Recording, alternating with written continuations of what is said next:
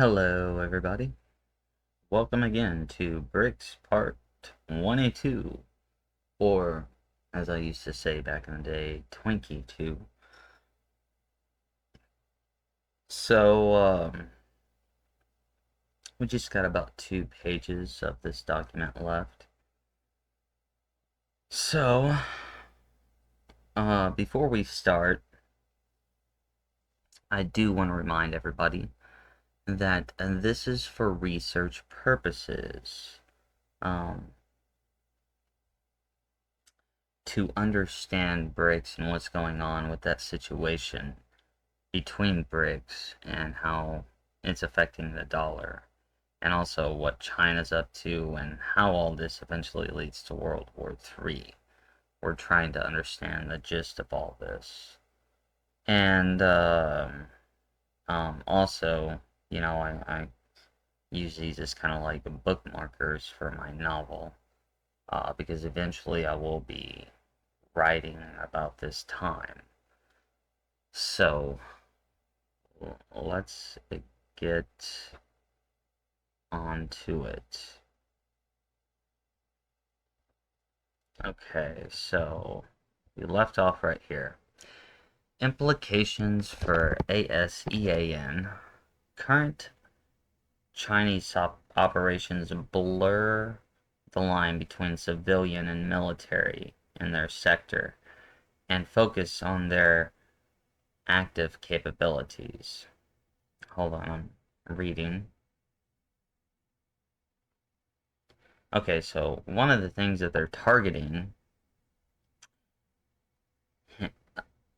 and also I need to say that it's under specific circumstances, but we got the media and the telecommunications sectors in Southeast Asia. And it makes me wonder how much they've affected us in this area too, noting that China was doing its thing like it is in Southeast Asia and the United States prior to 2015. And then it even goes on to say that these operation targets exceed those on several declared Chinese adversaries, such as Japan or Taiwan, and should be more fully investigated as potential military operations. Okay, hold on. I'm reading.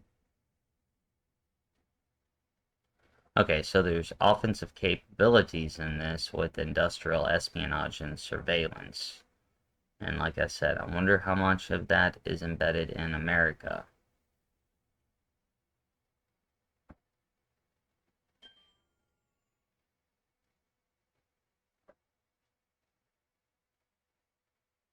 Okay, Chinese, right here. Cyber operations are now considerably more focused on geopolitical goals than ASEAN and the border Asia Pacific. I wonder why cyber operations. Oh, we kind of went over that. Hold on. While the data suggests that the media and telecommunication is what they're going after, um, China has established itself as a world leader in cyber operations such as quantum computing, which, if you've kind of looked at some of my previous other stuff, this quantum computing right here links up with the new financial system that China's doing now. China is using it for a CBDC, while I believe that the United States, from what I understand, is going to be headed more towards gold. Even though China is showing gold, I think it's more of a coin backed by gold. And there's no more cash. Under the United States, it should be gold, cash, and digital gold. At least that's what I read from the Texas bill, and I think that's going to be the prelude, like Like Texas plan has a plan to start their own digital gold, but their digital gold structure, and you can just Google the Texas has a plan for creating its, just Google something like the Texas law dealing with digital gold. But in that bill, it states that not only will you have your gold like on your phone, but you can go basically to, I don't know, I guess it's the bank, and withdraw your actual real gold, or you can get cash. So that may be the difference between us and them.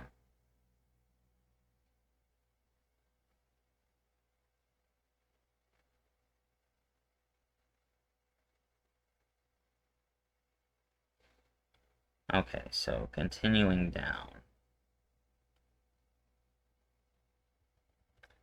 Okay, so let's also think about the media over there in Southeast Asia. That's basically what this is. And it's state controlled, but there are small independent ones. Probably don't have too much power.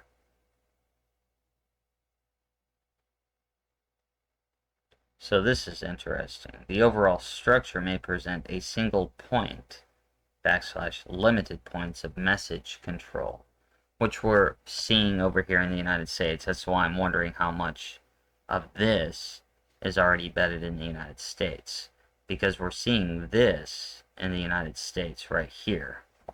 Let me highlight it. Or even information blackout under certain contingencies.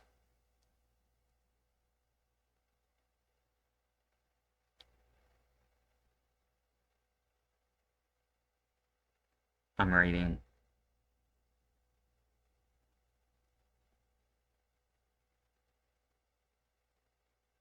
Okay, and hold on.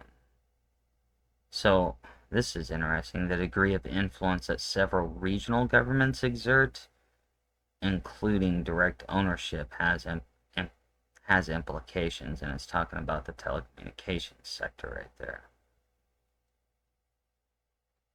And it seems like the government kind of controls that.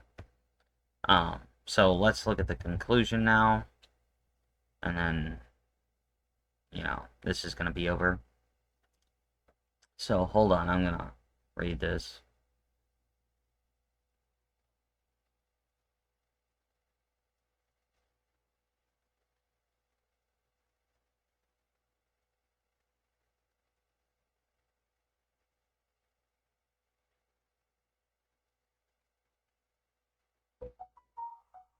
Okay, so basically, in summary, it's basically that the cyber operations that are going on in Southeast Asia are aligned with the Made in China 2025 and 14th five-year plans, which began in the 90s, the early 90s, from what I remember. So that's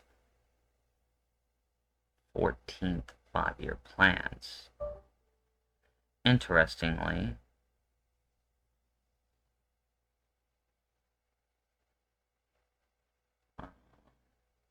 I might look up real fast these 14th five-year plans, because, man, that's like 70 years. That would bring it to 2060. And we know that the plan for Brics is 2050. But anyways, okay, hold on, I'm reading.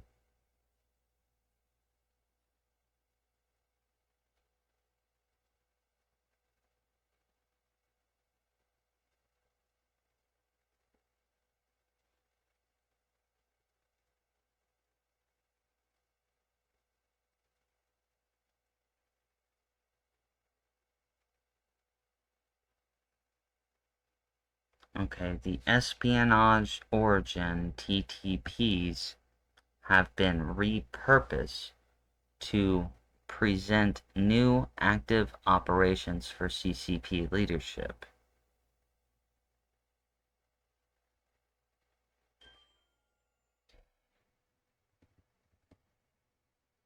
The use of living off land techniques and common tooling such as cobalt strike complicates attribution of Chinese threat group activity.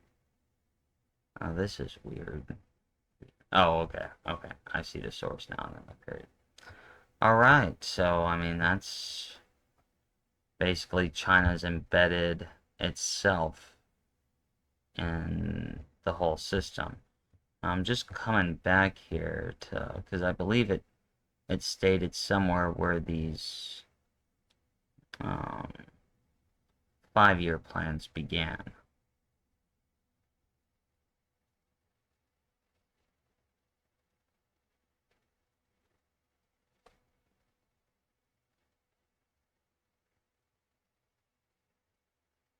So I just want to look at that real fast.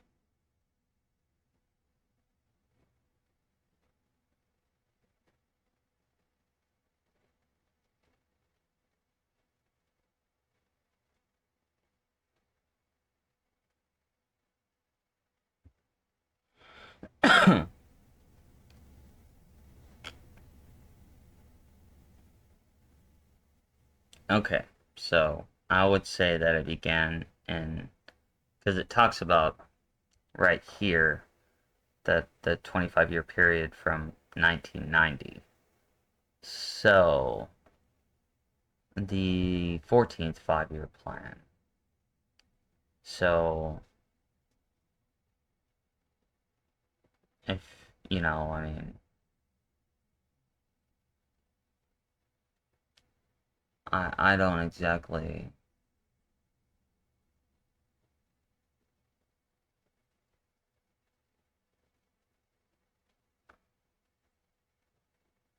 A 25-year period.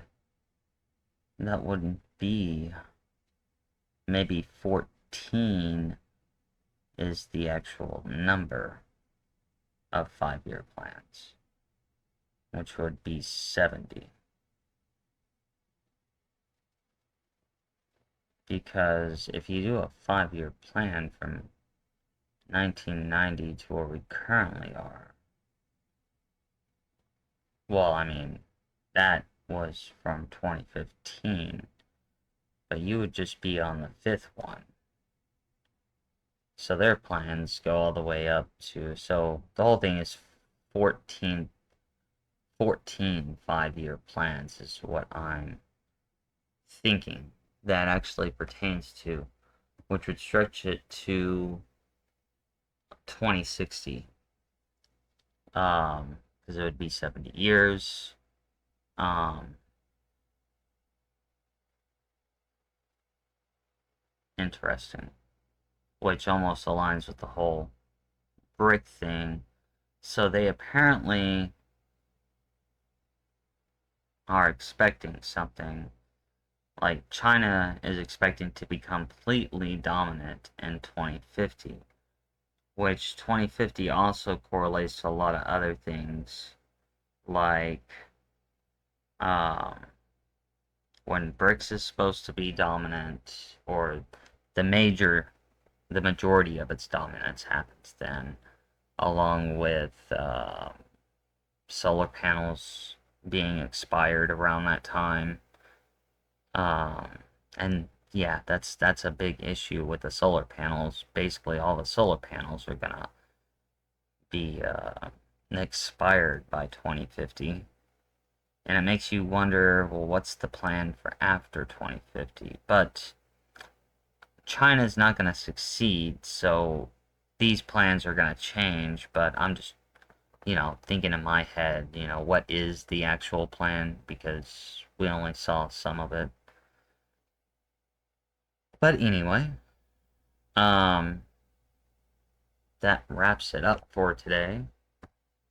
Um,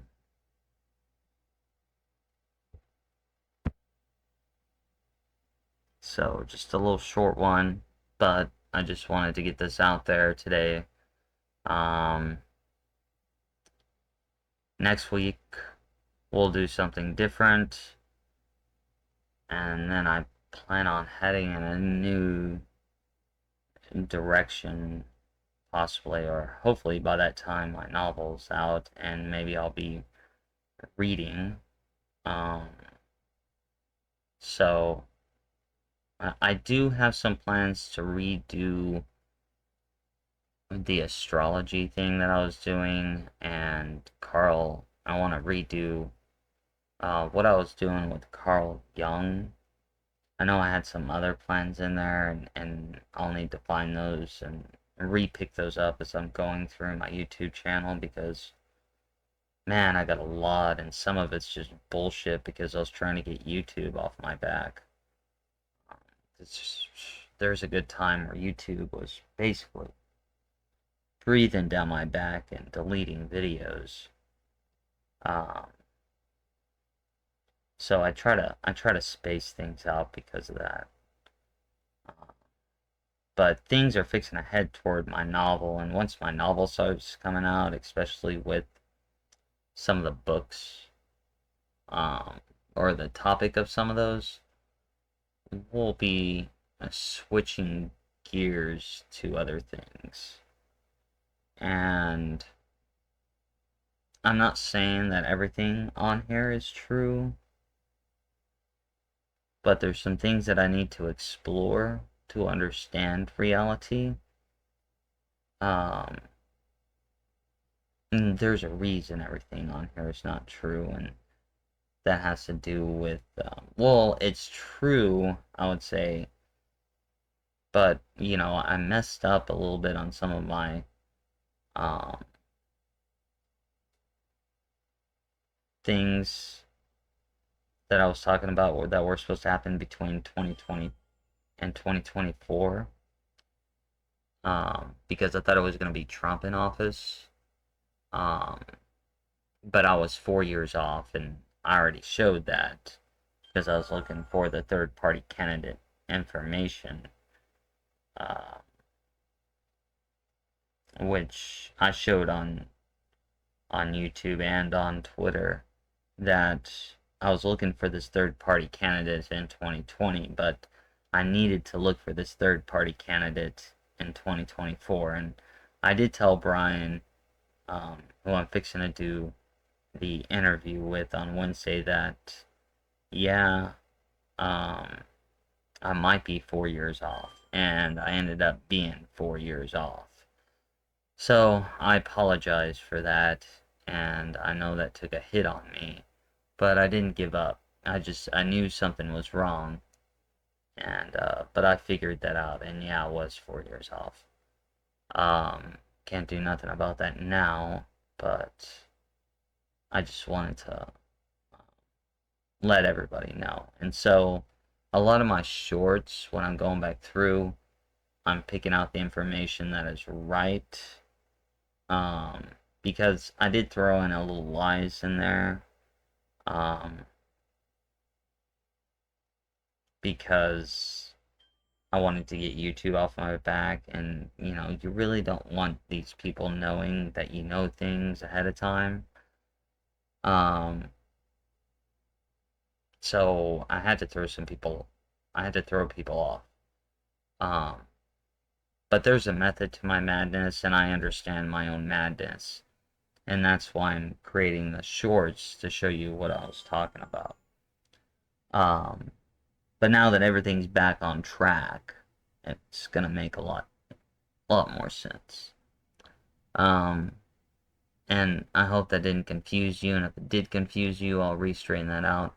But my other novels do deal in subjects that some people don't believe in, and these are subjects that I don't necessarily believe in. But for the sake of my character's sakes in the novel, I'm going to present that evidence anyway. So, I'm not saying that when I do present this evidence from my other characters that it is true, but I'm also not saying that it's false. Everybody's entitled to their own beliefs, And my main goal is to capture the times. And that's what I'm trying to do. And I think that's what makes this novel so important, and possibly the reason why somebody from the future talked to me in my past. Um, and I know that sounds completely weird, but I've talked about that on here too. And hey, it's okay if you think I'm crazy for saying that.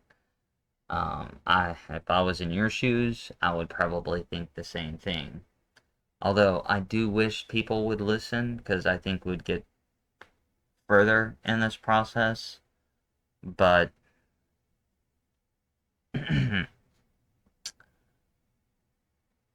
there are things that are out of my control, and I accept that. And from this whole experience, when I end up writing Terriel's report, I find it true that um, Herbert, the guy who wrote the novel Dune, was correct in saying to know the future is to be trapped by it. Um, doesn't seem like there's anything I can do to like shake anything up as much as I've tried.